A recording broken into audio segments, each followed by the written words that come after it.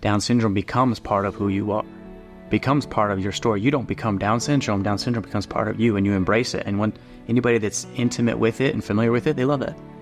You know, and something that somebody said to me, I don't even remember who it was. I was in this point where I was just wondering what our life was going to look like. And they said, Indy's going to be your daughter. She's not going to look like Down syndrome. You're not going to wake up in a year or 2 years and see Down syndrome. You're going to see your daughter. And she is going to look more like you as parents than she's going to look like Down syndrome, which is so true, because you have kids with Down syndrome. We met all the different families. It's like the kid, you can pick the family with the kid. You know what I'm saying? It's not like they all look the same. But like, this is going to be our child. Welcome to In Conversation series presented by Support Now, where we dive into the messy middle of life's tough times and learn how everyday people make it through. Today, we interview Brian and Terah Jones about their family's journey with Down syndrome and leukemia, and the legacy and impact of their daughter, Indy Llew. Do you or someone you know need support right now? Support Now is an online platform that helps supporters to provide relief in the form of money, meals, and more to individuals and families in tough times. Through a single online experience, supporters can direct their compassion in meaningful ways. Support Now helps people show up when it matters the most. Start a free registry today at supportnow.org.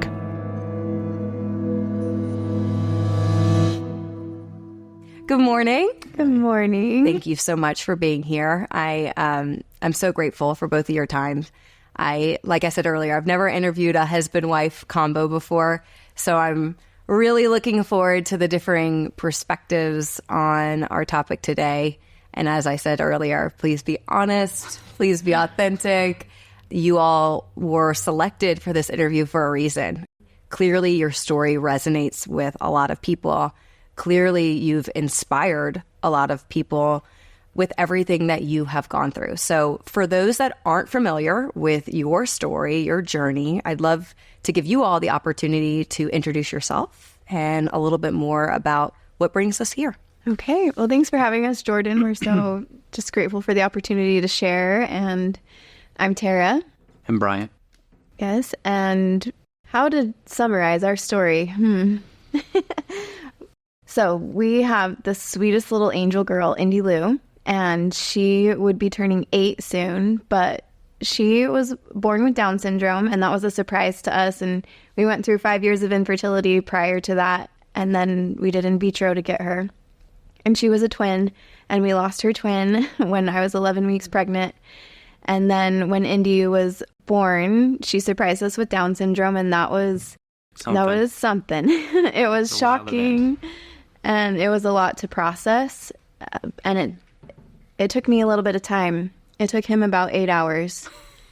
No, really, it took him like 8 hours to process that. And then he was like, we're doing this. This is going to be fun. This is going to be such a great adventure. And it took me a few months to process that. But then Indy just became the absolute light of our lives and just the cutest, funnest, most beautiful little girl. And she captured hearts of people all across the world, hundreds of thousands. And we started living big. We started traveling. We kind of had this mentality where like, we're going to show the world how we can do this well. Mm-hmm. And that's how we started living for the first year and a half of our life, travel to Europe, travel these different places. Which I think is so important because especially with a surprise diagnosis at point of, you have a baby, the experience is completely different. It sounds like you were almost like grieving a life that you thought you were going to have. Yes. And while a lot of people kind of fold in that moment for good reason, especially as moms, we have an expectation of what motherhood, what parenthood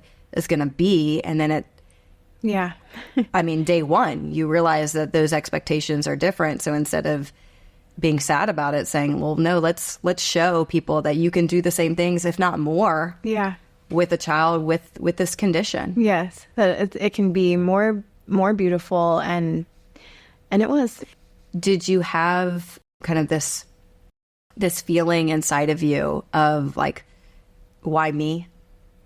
Yeah, I think initially, but it was very brief regarding Down syndrome. I don't know. Like I just understand that like life happens, and I'm a kind of a realist. right? And so it's like I have a hard time feeling bad for us because I know there's a lot of people that go through difficult things in this world. Sure. You know, a lot of people that struggle and suffer, and I have a hard time living with myself inside of that suffering. And so, like she said, it took me 8 hours with Indy when she was born. It's like, yeah, I grieved what I thought our life was going to be, what I thought Indy was going to be. And then I said, you know what, we're doing this because I'm not more special than the next guy, the next guy, the next guy. Like, we're all in this together, and we all have our own stuff. Like, did y'all have examples in your day life, in your day-to-day life, of other people with a child with Down syndrome? No. So this is funny because I'm a nurse practitioner, and I was a pediatric emergency room nurse. And so what I knew about Down syndrome was the kids that I took care of in the hospital. And so I felt very overwhelmed by the potential health challenges because obviously the children that I saw with Down syndrome were in the ER because they had health challenges. And so we didn't know people in the community that had kids with Down syndrome. There was the boy in middle school and high school that was in love with me. His name was Junior. He had Down syndrome. But other than that, we didn't know anybody. And being introduced to that community was such a beautiful and vital thing for us. I remember Indy was just a month or two old when we met with some of like the leaders of the Down syndrome community in Utah where we live. It's kind of like generations. Like you grow up like a generation in school. You graduate every grade with these same kids. It's like we fell into that group inside of the Down syndrome world. Yeah. And they became our best friends and just our support system. And we got to see like their families are just happy, typical, like wonderful, beautiful families. And their kids with Down syndrome are the light of their family and their life. And was that part of the inspiration to share so much on social? Is like Indy is born and we want to be this beacon for others that might have felt the same way that you did on day one? Yeah, I think it was partly that, and it also partly just happened very organically. So sure. When Indy was born and we were sitting in the NICU bedside for 2 weeks, people would just send me like, oh, look at this account, look at this family on social media, like, and their cute little girl. And so that's where it started. Like sitting in the NICU and I'm like, okay, I'm going to follow this family. I'm going to follow this family. This is the cutest little girl I've ever seen. I'm going to follow them, you know? And it just became scrolling through like, wow, their life is actually like so good and so normal. Right. You know, because we were so scared. What is life going to look like? But then you see these other families and you're like, their life looks beautiful and happy. So let me ask you, I think that when people hear the words Down syndrome, there's this immediate uncomfortable feeling that kind of takes over because it's not something that many people understand because it's not particularly common. Were there things that people said to you both that were particularly uplifting? And on the flip side, were there things that weren't so helpful? Because I think part of our goal with Support Now and in general is teaching people how to support people through tough times. And Down syndrome and special needs is one that is very taboo in our culture. Yeah. So I'm just curious, do you recall something that anyone said that felt uplifting, something that maybe you've taken along your journey? And then again, the flip side of that. Yeah.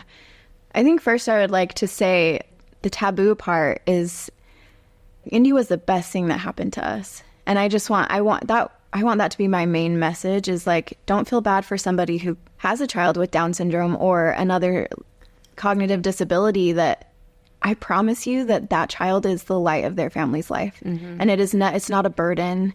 It was the best. And Indy, she broke through every limitation that people put on her. Yeah. She just like accelerated through all of them. Yeah. And so when she was born and the doctors say like, oh, she won't do this. Expect this, expect that. This is how it's going to go. Don't expect this. Don't expect that. Like, don't expect her to be able to breastfeed well. Well, Indy breastfed until she was 2.5. And she, you know, like, wow, just was incredible. And so they'll tell you all these things, like, put limitations on them. And we just watched Indy blow through every one of them. So she talked amazingly well. And she was just so bright and intelligent and so smart. I mean, she did things earlier than our typical kids. And we'll look at that now and we'll be like, oh, Indy, like, she potty trained in 2 weeks. And it was, like, so easy. And yeah, I think that it doesn't define your story. It doesn't define who you are, right? And I think that's why people feel overwhelmed, because they say, here's my identity. Here's what I thought I was going to be as a family. And it completely changed into Down syndrome. And, like, that's not the case. Mm-hmm. Down syndrome becomes part of who you are.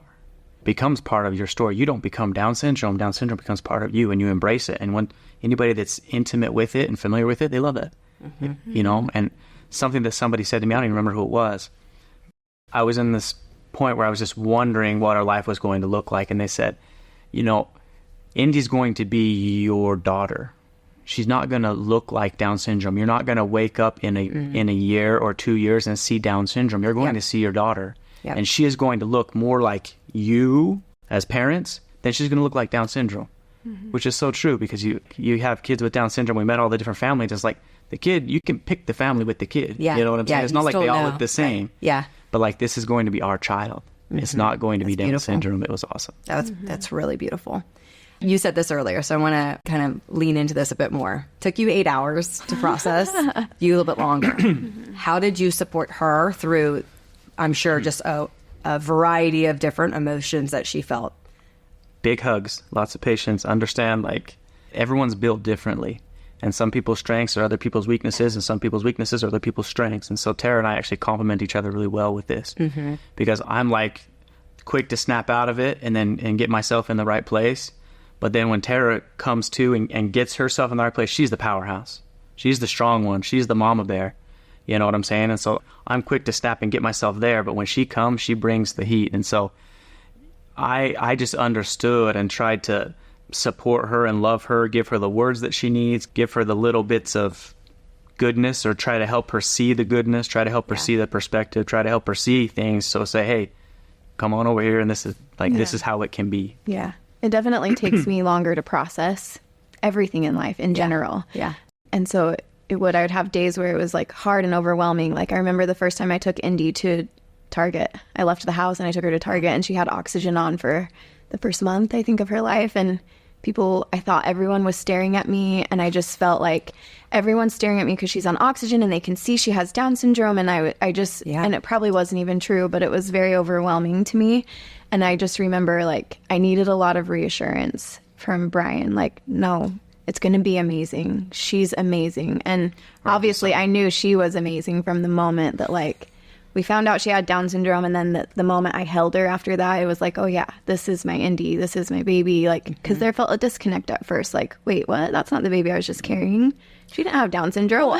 and I think that disconnect can happen with typical healthy children too. I think there's a lot of pressure on women and moms to feel this immediate connection that some moms don't feel right away. Like I think there's a lot of pressure to feel a certain way like that. And some people, for that, is really authentic. For others, it just takes longer.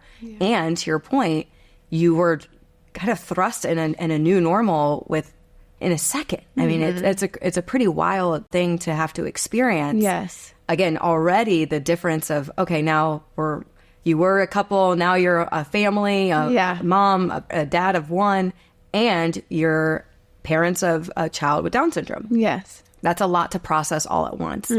Were there things that your friends did for you kind of immediately afterwards that were helpful for you all to begin to process what was going to be your new life? Yes. I think initially, like, the support was amazing because it was like, she's beautiful. Everybody was just so excited, and that's all we wanted. Like, we just had our first baby and we waited 5 years for her, so we just wanted to like to have it be a celebration. And for the first like 8 hours, it was really dark because they took Indy from us. We were separated from her for a while, and it just felt so dark. Like, where's our baby? What's going on? She has Down syndrome. What? And so when we were reunited with Indy, and then Brian sent a message out to all our friends and family and just said, like, our baby's here, our baby girl is here. And like, she came with this extra chromosome, and everybody was just so happy still and like so excited for us. At least that's what they made it seem like to us. And that just meant everything, because it was like I was scared and a little like I felt a little embarrassed or something, Yeah, you feel like a little shame, like deep down. Yeah. Which I wish so bad now I could go back and not feel those things, because like I said, Indy with her Down syndrome ended up being just the best part of our life. So, but they responded with so much love and support. And then they were like, oh, I follow this account on Instagram. Follow them. They're the cutest family. And so that was really helpful. And they like sent us flowers. And when we brought Indy home from the NICU, they like had balloons and a welcome home sign, and they made it really special, and then connected us with the community. Like, one of our friends knew one of the girls in Salt Lake that has a child with Down syndrome and like really advocates for the Down syndrome community, and those are the ones that ended up being just our best friends. I love it. So I love it. yeah. Well, why don't you progress through the story, because there's more that happens. Yeah. It's actually women and families like you. It's really astonishing how much can happen, how much one couple can truly endure.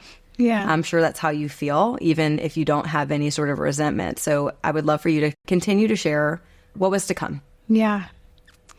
So we processed Down syndrome, and then the next year was like the funnest, happiest, brightest year of our lives. And then when Indy was almost 18 months old, she got diagnosed with cancer. And it was a form of leukemia. Mm-hmm. And a couple months before that, we had noticed, like, okay, things are shifting. Her energy is a little low. And I'm a pediatric nurse, and so I was worried. I was like, I think she's showing signs of leukemia. And he tried to reassure me. He's like, no, she's fine. Let's just. Yeah. She ended up having leukemia, and the next 8 months we spent living mostly in the hospital, and because her is a very aggressive type of leukemia, so it was all inpatient treatment. So we would spend a month in the hospital, and then we'd go home for 2 weeks, and then come back for another month, and that was our life for the year of 2018. Wow. But again, we made the best of it and made it really fun for Indy, and we moved into the hospital. Like, we would stay there for a month, but we would move in, like 6 huge bins. And we would just take our blender and the juicer and all the things. And it was the same mentality as before. It's like, this is us. This is part of who we are now. This is part of our story, our journey. We're going to do this. If we're going to do this, we are going to do this. We're going to show how it can be done. So let me ask you, when the cancer diagnosis came, was it similar to the birth, where how did you process it this time around, hearing leukemia, cancer? Well, it's funny because I think that the more that you have to go through those things, the quicker you are to realize the pattern to them.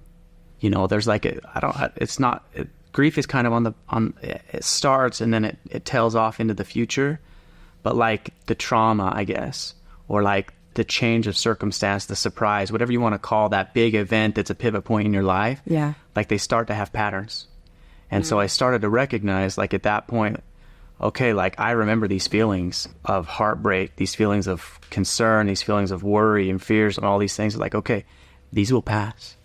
And then you're going to fall into your groove, and you get to choose what that groove gets to be and what that groove gets to look like. And so it wasn't 8 hours. I mean, like, our heads were spinning a lot more with the cancer diagnosis. Sure. I mean, it's not even comparable once you look back at it. Cancer was so scary. Yeah, it's a scary thing to swallow. But maybe 3 days later, a week later, the fog started to clear from our eyes and say, okay, like, we're going to do this. And let's show the world how to do it. And you keep sharing on your social medias, and you keep letting people see the beauty of Indy. And that's really, like, in that cancer journey, people saw more and more of greatness and how special. And like Indy, the way that she endured it, the way that she was happy, the way she kept her energy, like, all of that was like this glorious element that we could continue to show the world. Down syndrome, yes. Cancer, yes. But here's Indy. Had you already had your second kid? Where were you? No, not yet. Not yet. So, we've had 5 years of infertility, so we're thinking, like, we can't get pregnant. And then I was like, but just in case, let's prevent pregnancy while Indy's going through treatments, just in case. I got pregnant in the midst of her treatments, like, total surprise, total wow, whoops. But it was very divine. Yeah. Looking back, you see how divine it was. So Indy was diagnosed in January. In July, I found out I was pregnant. Wow. And then Indy finished treatments in September, October. And she was in remission.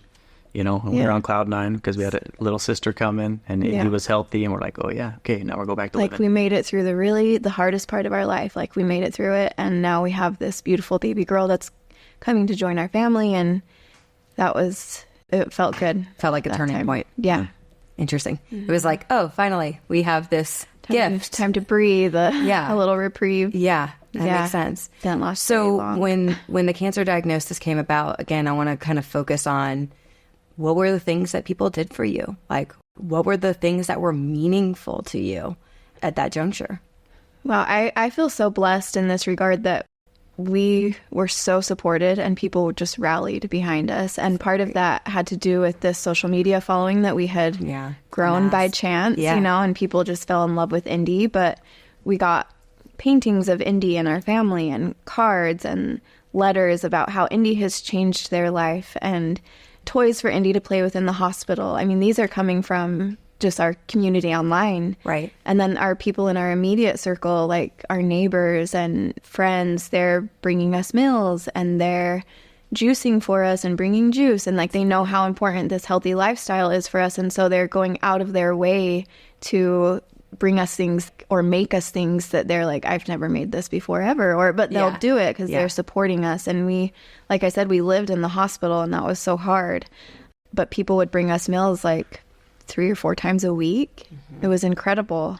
And then before we would go home from our month-long stay, they would help get our home ready, help clean the home, mow the lawn, or, you know, whatever was needed. We were so supported. So wonderful. We feel very lucky. Anything else that comes to mind for you, Brian?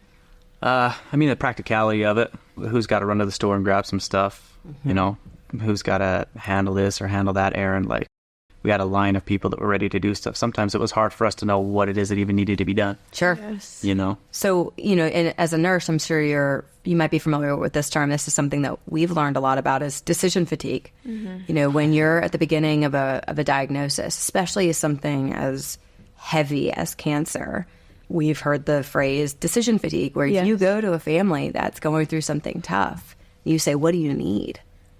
There's so many new things that are being brought to you that you might not be able to respond to that question.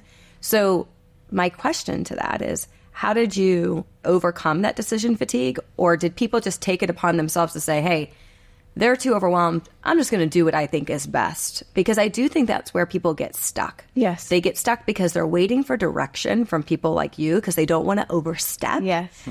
They want to respect the boundaries of what you're feeling, and they also know that you're going to need support, not just with meals, not just financially, but with the everyday things that allow you to maintain routine. Yes.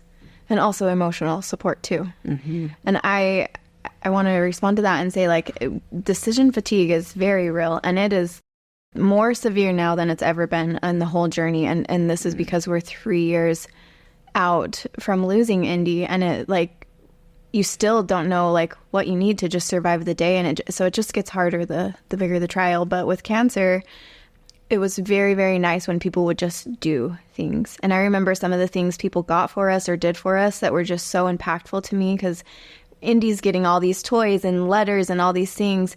Well, then someone sent me a package and it was like sweats for the hospital and deodorant and a toothbrush. And I just thought like, oh, they remembered me too, because I'm living here at the hospital with her. And somebody got us a plug-in cooler that we could keep in the room, and that was a game changer, because otherwise all of our food was outside in the hall of this cancer unit, and we basically took up the entire fridge, because I'm cooking all the meals and trying to do my healthy thing in this tiny cancer room. And so someone got us this plug-in cooler, and I'm like, wow, this was life-changing for us. Just a simple thing like that, so we could have our food in the room. I love that so much. I think that's such good advice to give. Yes. Is that don't neglect the caregivers. Indy was absolutely going through her pain, her physical pain and struggles. And there's 2 people that are really feeling the burden of all of this. Again, I think we see this even in birth, where everyone rushes to give presents to the baby, the blankets, meanwhile, you've got 2 parents, one that just gave birth, one that you're both not sleeping, and it's like, hello, is anyone thinking of us? Like, oh, I just went through all of this. I just want you to know, I always give a gift to the mother. I'm the same way. I like you, I have 3 children, and that's one of the things that I learned the most when you're sitting in the hospital after, where you're like, wow, like it'd be really nice to have something for me, whether it's just an eye mask or a pillow or new sweats because you've gone through something super traumatic. But again, this is not about me. I love those suggestions. And I think that's a really powerful reminder not to get lost on the patient themselves, but to try to look at the whole family unit. The whole family. Was there anything that stood out for you? Like anything that, like, because again, I think men are trickier because they have a harder shell. I think typically, and tell me if this is wrong for you, you're even less likely to accept help. I think that the help that I preferred back then was the help for her. I would prefer that she would have something that would be meaningful and helpful for her to get her through the day over what I would need myself. And to be honest, I didn't have that many needs, and so if someone was going to step up and they wanted to do something, I would say, well, my thought would be, okay, well, what does Terah need? How can I help Terah? But how did you take care of yourself? Because it's absolutely selfless to put her first and to put Indy first. But were there any rituals? Were there any things that you did that allowed you to stay present, allowed you to stay hopeful? We got our routine down really well. And so I got little breaks here and there, which helped me go out and free my mind, even if it was to go home and shower and come back, because shower is one of those things. Like sometimes that's a rare thing in the cancer world. The parents been having a shower for a week. Every day it was like, okay, we had our system where Terah was at the hospital and we'd go and I'd bring up the smoothies and do all the stuff, and then I'd run home and I'd shower and I'd do what we need to do and then bring up all the resupplies. And so he was working at that time out of home. You were working, and so he would go to work for a few hours every day while I was at the hospital, and I feel like that was almost a reset. It becomes heavy when you're stuck in the hospital all day. And was work an outlet? Like, was that like Well, I think it's a forced distraction. There's a little bit of controversy as far as distractions, right? Because if your mind is constantly bogged down with whatever trial you're going through at the minute, you stop functioning. You can't process and you can't find happiness and joy. It becomes so heavy if that's what you're always thinking about. And so sometimes you have to give yourself a reprieve from that, a mental reprieve. And even if it's 10 minutes, 15 minutes, whatever it is, or like a night out, or I was just looking through and saw that one of your friends invited you to go get your hair done. You know what I'm saying? Like, you have to give yourself a break. You're not doing yourself any favors if you don't give your break, but you don't want to live in this distraction world where you're ignoring what's going on, right? You need to understand the reality of it and don't use distractions as a way of avoidance of what the situation is. And so there's this healthy balance of distraction where, work, like, it would give my mind and my heart a break. Maybe a better way of saying is my heart. It would give my heart a break because I would go to work and I would use my mind and I would do the things that I had to do, and it'd give my heart just a minute to breathe. And then every night, like, back at it, back at the hospital, back with dinner, and it gave me more energy, more strength, more stamina to show up better for Indy and for Terah, having a little bit of a break. Yeah. And I think so much of what you said is so powerful, because I think people are afraid to give themselves those reprieve because there's a lot of guilt. It's like, oh, well, what Indy's going through, what Terah's having to process, you feel guilty for giving yourself a reprieve. But I love what you said. I think that's so important. You need to create space for that so that you can show up in the way that you need to be strong. Because like anyone, those type of situations, they wear on you. You can erode over time if you don't give yourself the outlet to take care of yourself. And while I think we love to play like the hero in all of this, where we just want to put everything on our shoulders and just push through, we're all human. And we have to find ways to kind of take a deep breath. I would imagine you were encouraging him. How are you? Because again, this is also husband-wife stuff. Yes. This is tricky. So. Yes. I would love to add to what he said, because so I was breastfeeding Indy still. And so I was more tied to being at the hospital with her. Like, that was her comfort. Yeah. And what a privilege, right? But I was more tied to being at the hospital. And so it was good for us, the system that we had, because he would go spend a few hours at work, have this like reset, this break. And then he would come back, around 4 or 5 with dinner and fun energy. And so it was every night. That really lifted me and Indy, because it was like we would have dance parties. We would make smoothies for all the nurses on the cancer unit. Like, the nurses become your best friends and the doctors become your friends. They're like family. And we just felt like we got to hang out with our friends all the time. And so you fall into this routine where, yes, we're fighting cancer and this is really hard. And Indy's going through really difficult things. And also, like, we had fun. And I think is that weird to even say? Like, we had fun while we were living on the cancer unit, because we did. They became our friends, and it was like they'd come in and they'd play the ukulele for us and sing to Indy, and like we felt like we got to hang out with our friends all the time, and it became special. And truly, we had dance parties in our room every single day. Every single day. It was like we would turn up the music and just dance. And Indy loved dance parties, and she would just giggle through them. Even on hard days, we had our dance parties, and we had this joy. So it makes me think, like, some things that helped me were a dose of perspective sometimes. Someone would share something with me, an article or a clip, a YouTube clip or whatever they would share, and give me a little bit of perspective. And one of those things, you know, this, I don't know who shared it, but someone shared it, was like, when you go through cancer or some of these difficult trials, you feel like your power is taken away. Your choice is taken away. Yeah. Right? You're thrust into the middle of this difficult thing, and you're hogtied. But the truth is you have a lot of choice inside that world even. And for us, one of our choices was the mood, right? Is how we're going to do this. We can't change the fact that Indy has to fight cancer. Right. But we're going to be singing and we're going to be dancing. And we're going to be making friends with all the kids on the unit. Right. Like, we're going to be a choice that we have is to be a positive impact. We can choose to cower, and understandably so, under the weight of all this pressure, just kind of buckle. Or we can choose to step up and say, no, like, I'm going to make good stuff out of this. Well, just like you did throughout, even to get to that point. I mean, 5 years of infertility, then a Down syndrome. Like, you had that resilience, like you had that muscle already, which I think is incredible, and something that is underestimated is that all these kind of tribulations that you had to navigate through in the past were also helping you navigate this even larger moment, because you had been through it before, and you knew how to overcome that to a degree. Again, you're normal. I'm sure there's still immense grief, immense hardship. But I think that showing somebody vision in that moment is worth anything. Is worth as much as anything that you could offer them. Right. You show them a vision of how it could be. Right. Because I think with Down syndrome or with cancer, like, there's not a lot of circumstances out there where somebody is really like showing the greatness in something so difficult. And social media is helping, and sharing podcasts are helping, and these different things are helping people be able to have a further and more expansive vision of what life is. Right.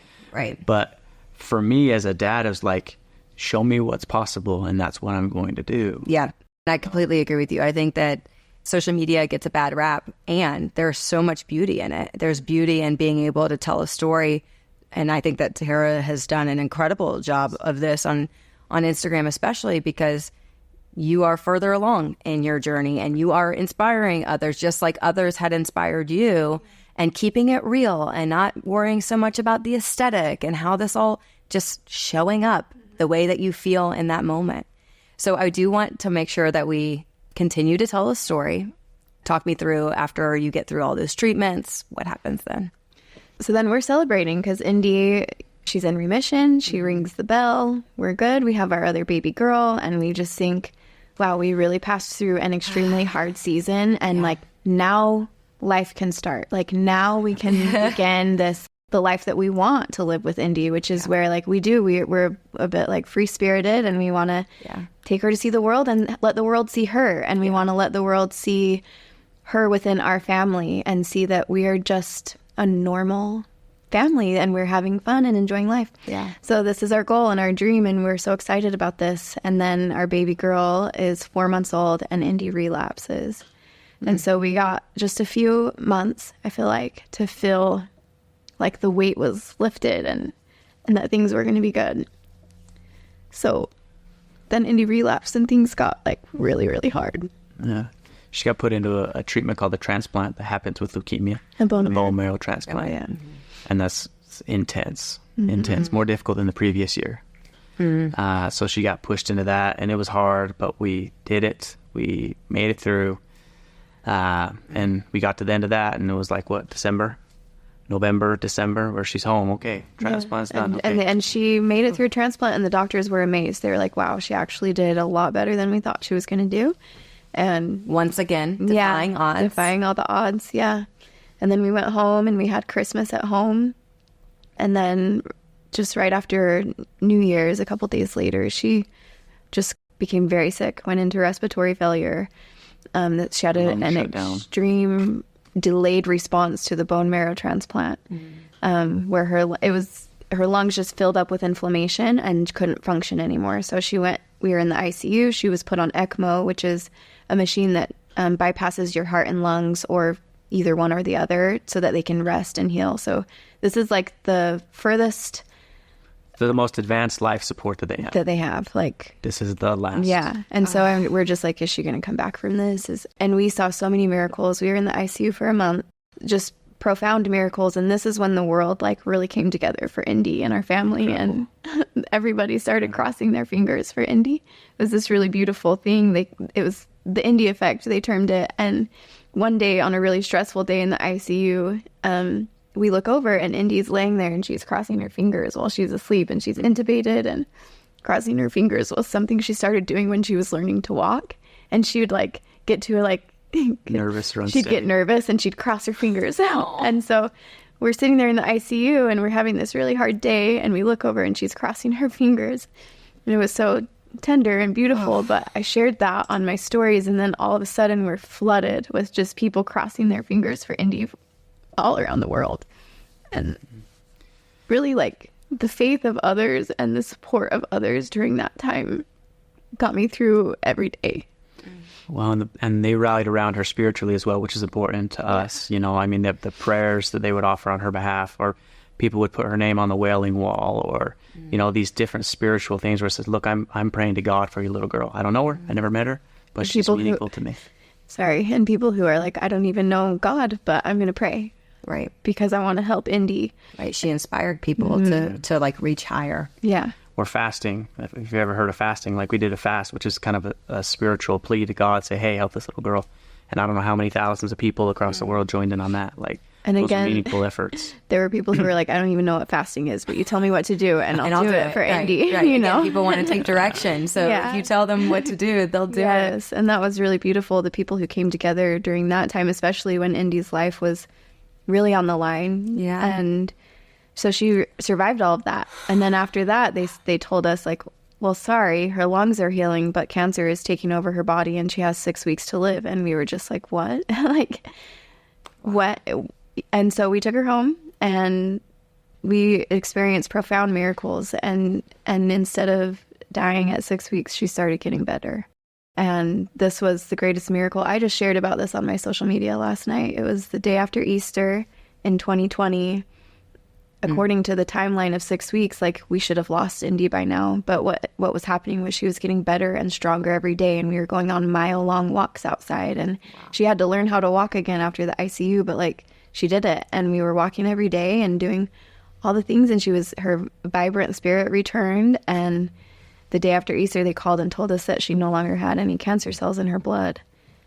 And it was just this miracle of, like, they said, we have no medical explanation for this. We don't know how this happened, but keep doing what you're doing and enjoy her. Wow. You know, it was incredible. And there were thousands of people praying for that miracle with us. And it was really special to see that come to pass. Like, Indy was healed of cancer. What they told us that she was going to die, and she recovered. And she became this beacon of hope and light for people through the pandemic that year of 2020. Yeah. And people would tell me all the time, like, she's the only thing getting me through this. Like, I'll get online every day just to watch Indy because she's getting me through every day. And that was really beautiful. And a lot of people shared their stories. Like, I was on a ventilator, and I remember thinking to myself, if Indy can do this, I can do this. Yeah. Or I'm in the midst of my cancer treatments, and I don't really want to continue, but I look and see Indy and how she's doing it. Like, I want to be like that. How did your support kind of system work, though, in COVID? Like, I imagine it looked a little different and harder in some ways. Yes. It was so challenging because that was one of our hardest times, you know, trying to recover Indy from cancer and doing it all at home. And we were scared because she had just had a bone marrow transplant and her immune system was weak and she has cancer, and we didn't let people really in. Like, family would come visit at the window or through distance, you know, and that was so, I look back and those were really, really painful times when we really needed our family. And so scared that like they didn't come into our house, and Indy's favorite people were her grandparents, and they didn't get to come over for a month, and that was really, really hard. But then when we realized like, oh, Indy, when they called us and said Indy was cancer free at that time, we were like, okay, family, come back over, we need you guys, you know. So that was challenging. The support was really, really hard because everybody was just, Everyone was on lockdown. So Wow. we didn't really have support at that time, but it was also really special because it was just the four of us always, and we got to spend a lot of really good quality time together, and I think we really grew close during that time.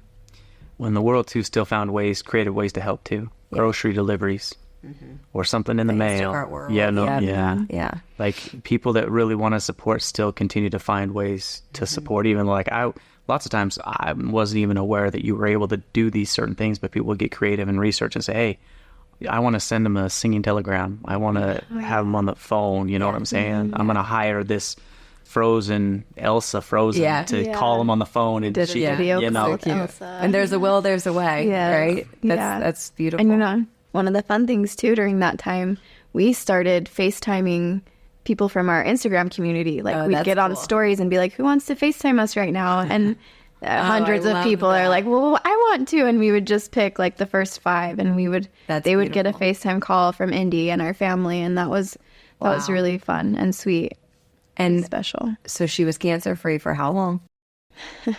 March.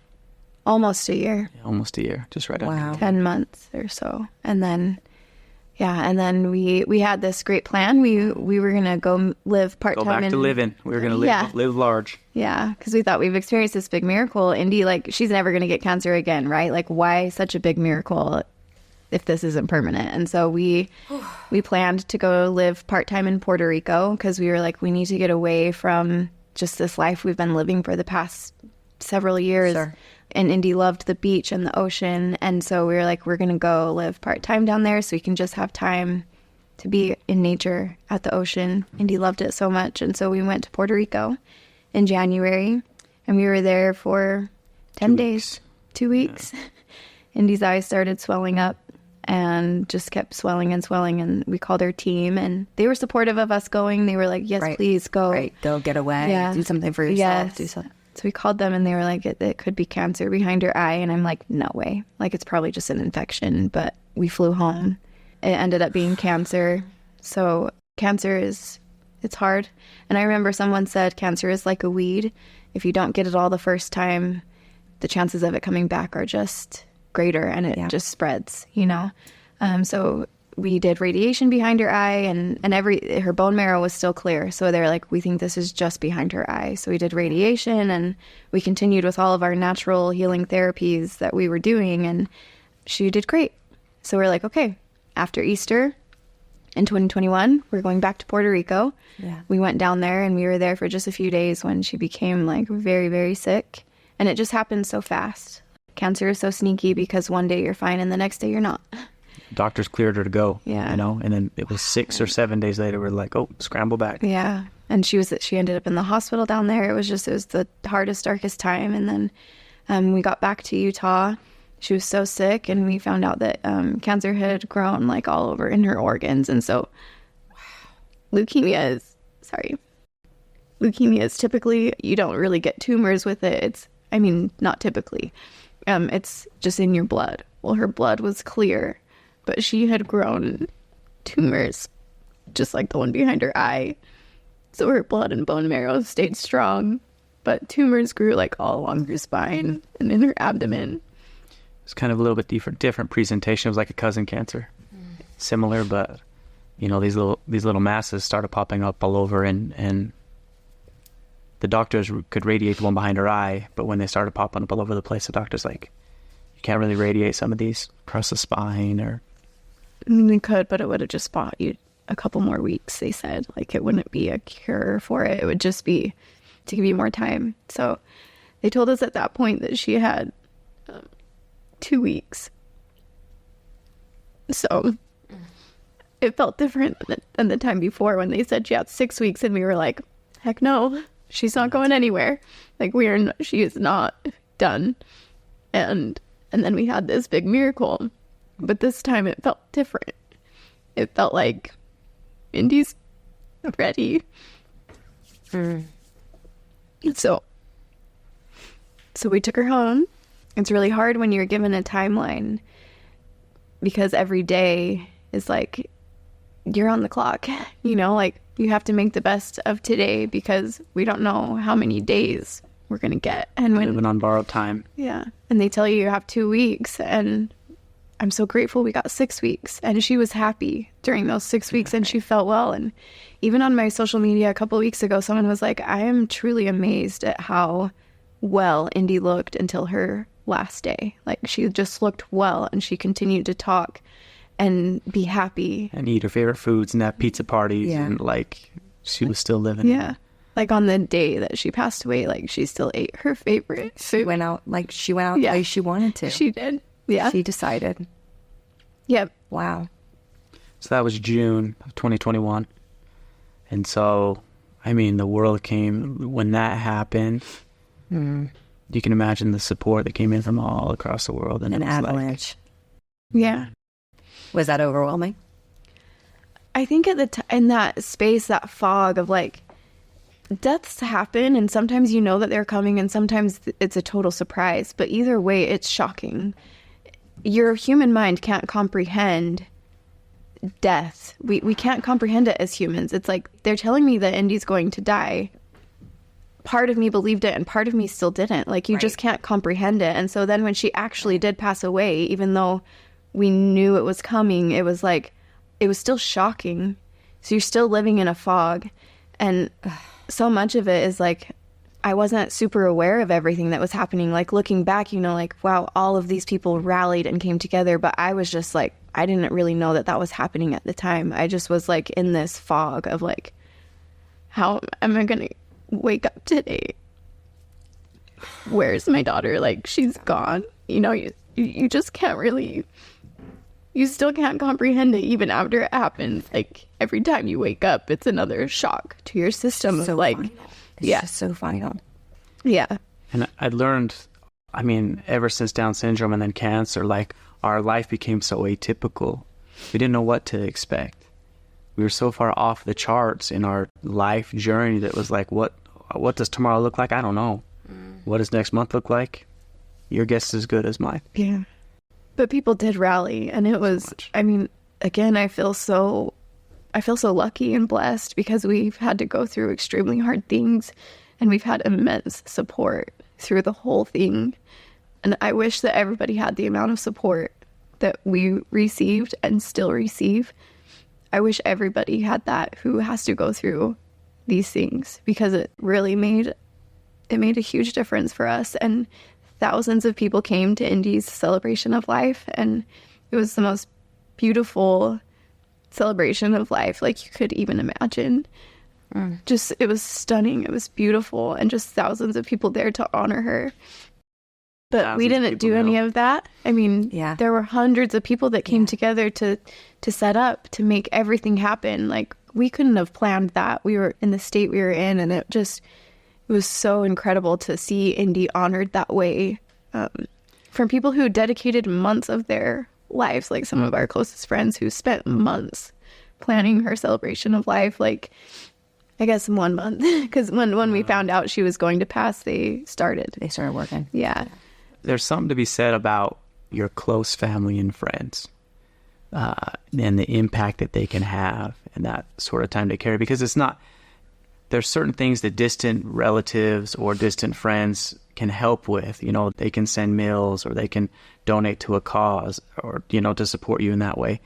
But we were blessed that there was like a tight team of maybe 5 people that they were our help and our support, and we leaned on those guys so much. They planned the whole celebration of life and did it in an incredible way. Yeah. But they were like they functioned for us when we couldn't function. And those were some of our oldest, closest friends.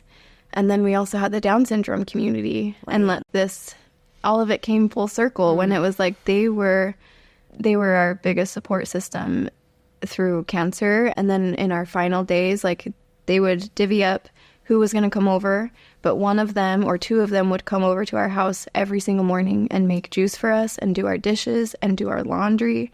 They took our laundry home. They cleaned our house, hired cleaners to come clean our house. They took care of everything so that every day could just be us focusing on Indy.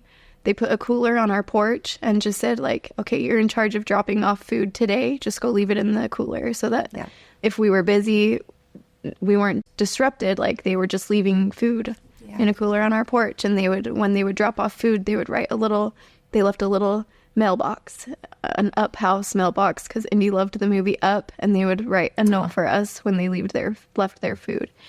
They printed out a huge, big sign to go in our front yard that said, Indy Llew, the world loves you, with a picture of Indy. And, I mean, everybody really rallied, and it was really special.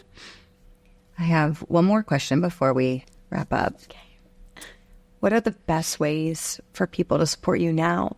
I mean, your years past, the loss, and we all know grief's timeline is well, A, it's not linear. Yeah. B, it never goes away. So I'm sure you're still learning and growing through all of it. But what are the best ways that people have supported you now? I think this is where it gets the hardest. I mean, we were talking the other day about the year 3 has been the hardest. And so it just gets Is that because you feel like people have moved on? Is that because there's just this reality, like reality truly sets in? Why do you feel like that? It's both.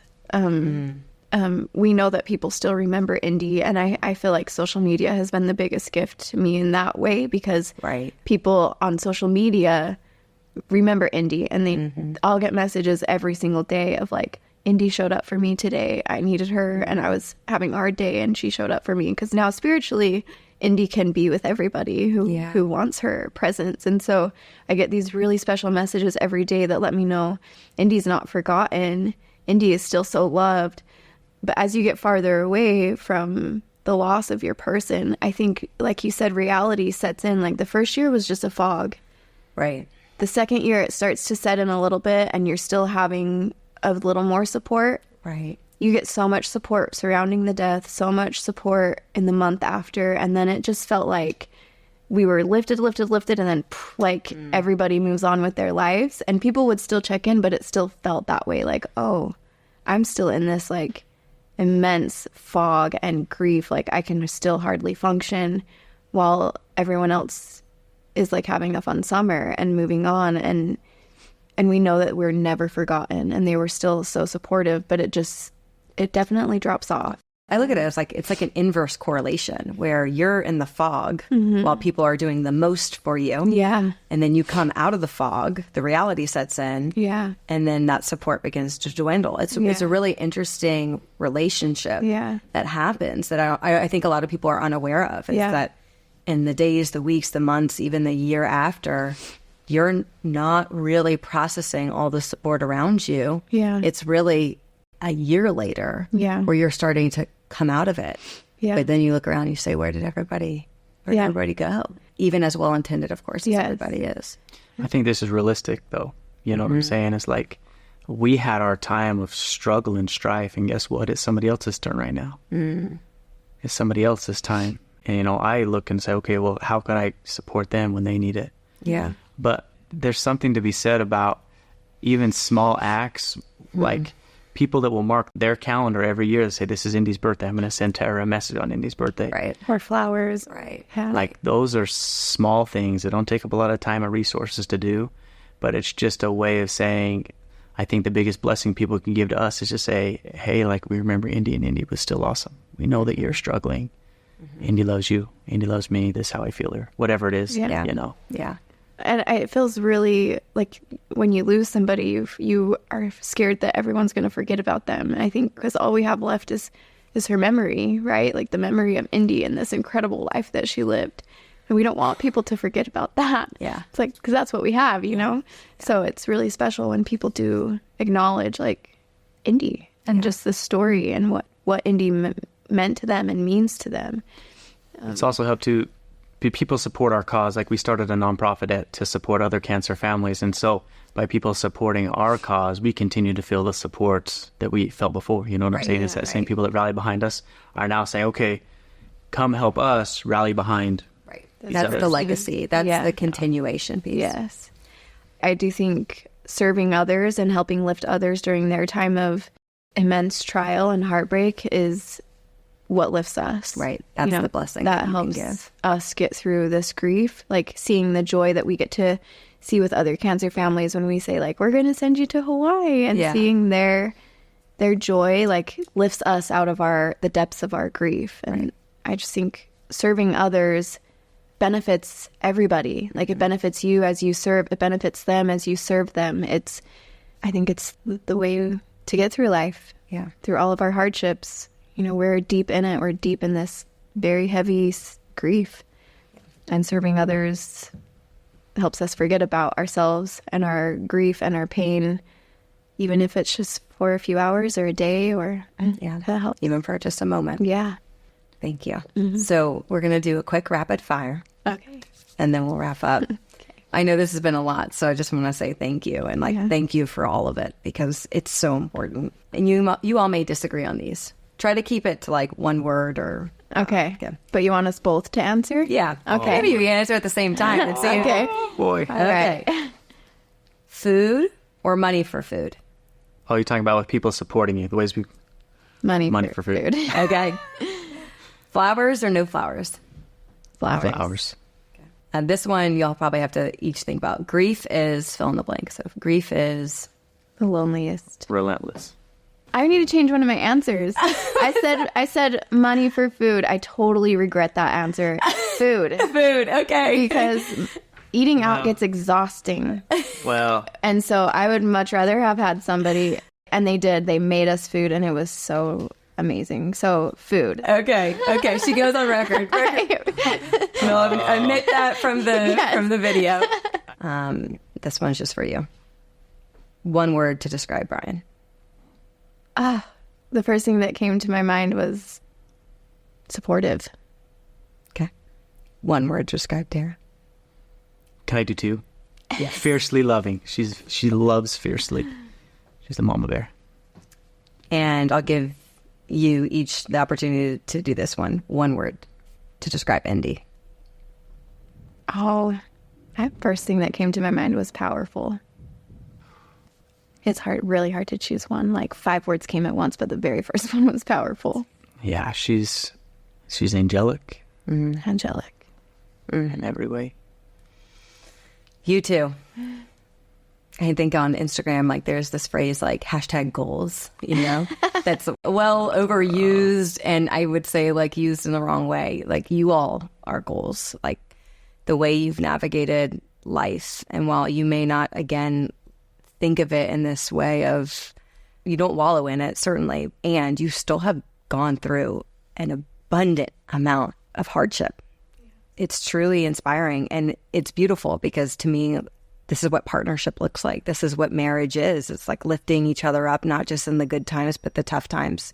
What a beautiful example you set, not just for your children, but for the community. And thank you for sharing what you do on Instagram, because it's a very important reminder for people navigating all sorts of hardship. And what an honor for Indy to have you as parents. I mean, it's really so beautiful. I mean that from my heart.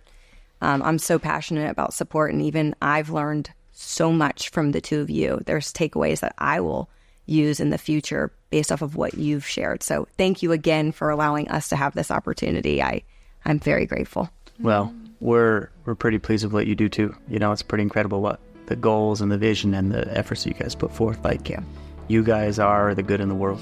Thank you. Thank you. So we're honored to just be around great people. Happy to do it. Thank you so much. More to come. Yes, more to come. Thank you for tuning in to In Conversation series by Support Now. We hope today's journey has provided insights and strategy for times of grief. Remember, if you or someone you know is facing challenging times, Support Now is here to assist. To learn more or start a free registry, visit us at supportnow.org.